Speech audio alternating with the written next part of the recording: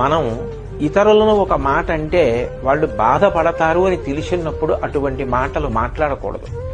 ఏ పని చేస్తే ఇతరులు బాధపడతారో అటువంటి పనులు అసలు చేయకూడదు. ధర్మాలలోకెల్లా పెద్ద ధర్మం అదే.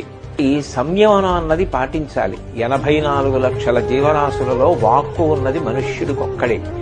ఆ మనుష్యుడు తన వాక్కుని 10 మంది శాంతి కోసం, సంతోషం కోసం వాడాలి తప్ప ఇతరుల మనసులు గాయపడడానికి మాటని వాడకూడదు.